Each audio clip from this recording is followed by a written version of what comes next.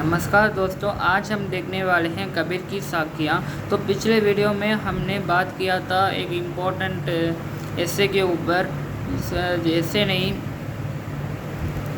ये अनुच्छेद लेखन के ऊपर, जो कि था डैम नहीं बाढ़ के ऊपर, हाँ बाढ़ के ऊपर, फ्लड के ऊपर था।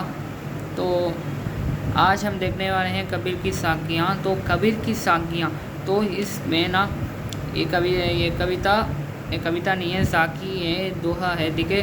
तो एक एक दोहे का अर्थ हम समझते हैं। सबसे पहला दोहा है, ऐसे बाणी बोलिए मन का आपा कोय, अपना तन शीतल करे औरन को सुख होए। इसमें सबसे पहले हमको प्रसंग लिखना है, प्रसंग के बाद हमको व्याख्या स्पष्ट करना है, ठीक है। तो प्रसंग में हम लिखेंगे कि उपयुक्त साखी कबीर की साखियाँ द्वारा लिया गया है, जिसके कवि है कबीरदास जी, जो हमें जीवन रूपी ज्ञान देते हैं, ठीक है। तो हम व्याख्या में लिखेंगे, उपयुक्त साखी के द्वारा कबीरदास जी बताते हैं कि क्या है। तो ऐसी वाणी बोलिए, ऐसे शब्दों का प्रकट कीजिए, मन का आपा कोय, जिससे अपना मन शांत हो जाए। आपा का मतलब है गुस्सा, गुस्सा कोय का मतलब क्या है, शांति प्राप्त करना। अपना तन शीतल करें, और फिर उन्होंने बताया कि अपने मन को शांति पहुँचे और उनको सुख हो, दूसरों को भी सुख मिले। तो हम बस लिख सकते हैं कि उपयुक्त साखी के द्वारा कबीरदास जी हमको बताते हैं कि हमको मीठे वचनों का उपयोग करना है। मीठे वचनों का उपयोग करने से अपना मन शांत हो जाता है और दूसरों का मन भी स्वच्छ हो जाता है, जिससे दूसरे सुनने वालों को भी सुख प्राप्त होता है, ठीक है। नेक्स्ट, कस्तूरी कुंडली ब्रसे मृगदुंडे बन माही, ऐसे गटी गटी राम है दुनिया देगे नाही। तो कस्तूरी, यहाँ पर कस्तूरी कुंडली ब्रसे मृगदुंडे, मृग एक हिरण है, ठीक है।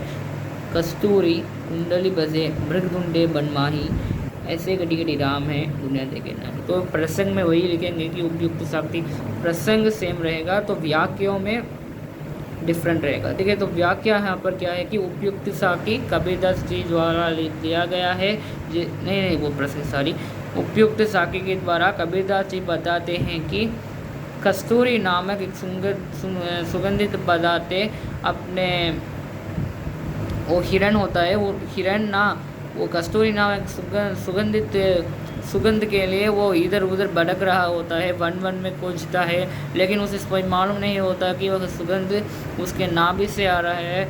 तो इसी प्रकार मनुष्य भी है, मनुष्य भी सब मनुष्यों के अंदर ईश्वर का प्रकाश जरूर होता है, लेकिन मनुष्य कई देवी स्थानों में ईश्वर को ढूंढता है। नेक्स्ट, जब मैं था तब हरि नहीं, अब हरि है मैं नाही, सब अंधियारा मिटी गया, जब दीपक दे क्या माही।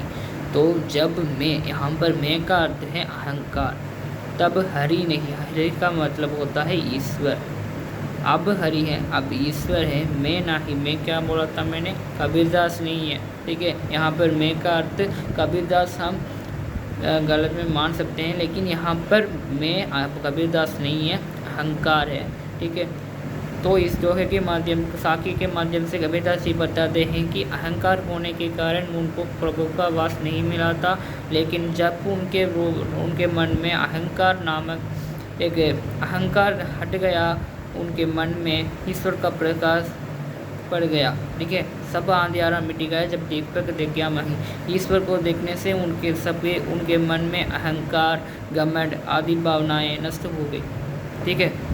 तो नेक्स्ट आते हैं, सुखिया सब संसार है काये अरु सोवे, दुखिया दास कबीर है जागे अरु रोवे।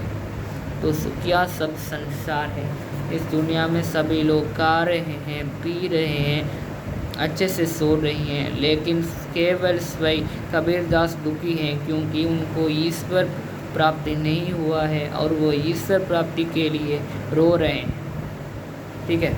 नेक्स्ट आते हैं, बीरव भुवंगम तन बसे मंत्रणा लागे कोई, राम वियोगी ना जीवे तो बोरा होय। बीरव भुवंगम तन बसे मंत्रणा लागे कोई, हाँ इस दुनिया में ना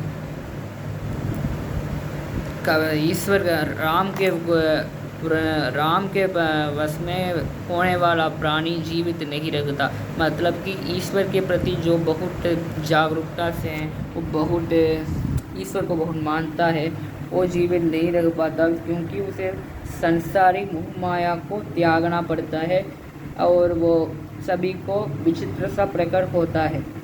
तो इसलिए उसका जीना मुश्किल हो जाता है, क्योंकि जीता भी है तो वो पागल सा सबको प्रतीत होता है। निंदक ने राखियों आंगनी कुदी बधाई, बिन सावन पानी बिन निर्मल करे सुबाई। तो कबीरदास जी बताते हैं कि हमें निंदकों को अपने पास रखना चाहिए, क्योंकि निंदक हमको आत्म सुधार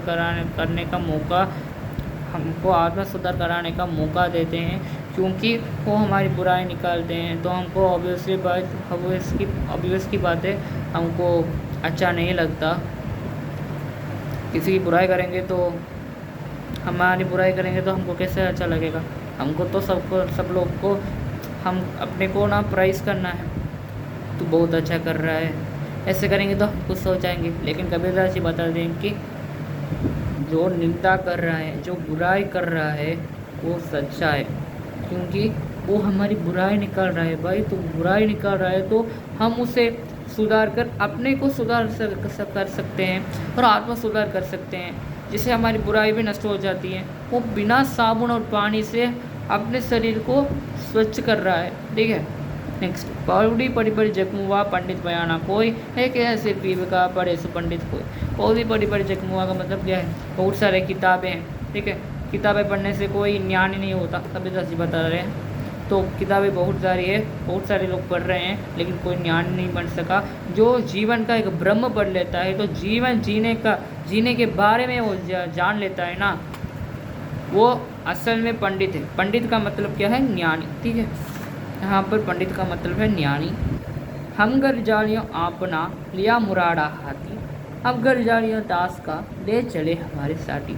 तो कबीर जी बताते हैं कि जो लोग भक्ति के मार्ग में चलने वाले हैं, उनको संसारी मोह माया को त्यागना पड़ेगा।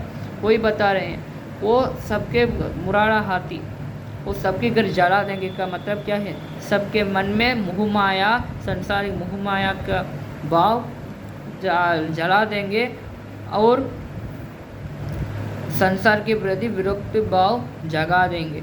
ठीक है, संसार मोह माया को बिल्कुल त्याग देंगे और सभी एक साथ चलेंगे।